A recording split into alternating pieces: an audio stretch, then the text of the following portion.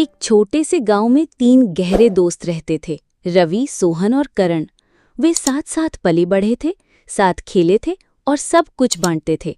लेकिन एक बात जो उनमें से किसी को भी पता नहीं थी, वो ये कि उनकी दोस्ती कितनी मजबूत या कमजोर थी। एक दिन तक, एक सुबह जब वे अपने गांव के पास एक जंगल से गुजर रहे थे, तो उनकी नज़र एक अनोखी चीज पर पड़ी। एक पेड़ के नीचे सोने के सिक्कों से भरा एक थैला। अविश्वास से उनकी आंखें चौड़ी हो गईं। ये हमारा भाग्यशाली दिन होगा, रवि ने कहा। हमें सोना बराबर बांट लेना चाहिए, सोहन ने शांत रहने की कोशिश करते हुए कहा, लेकिन वह स्पष्ट रूप से उत्साहित था। करण ने सिर हिलाया। हाँ, दोनों को 1/3, ये उचित है। लेकिन धीरे धीरे उनके दिलों में लालच घर कर गया।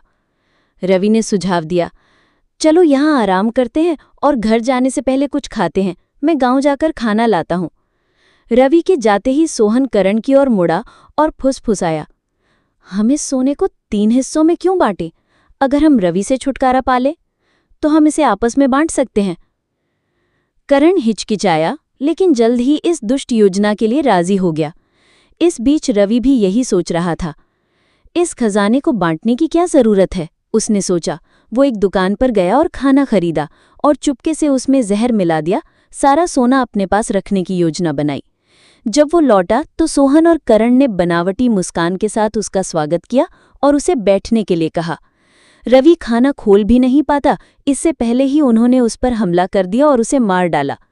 अपनी सफलता पर हंसते हुए दोनों दोस्त जहरीला खाना खाने बैठ गए। कुछ ही मिनटों में जहर के कारण वे बेहोश होकर गिर पड़े। उस दिन बाद में एक यात्री को तीनों शवों के पास सोने का थैला पड़ा मिला। उसने थैला लिया और अपने रास्ते चला गया।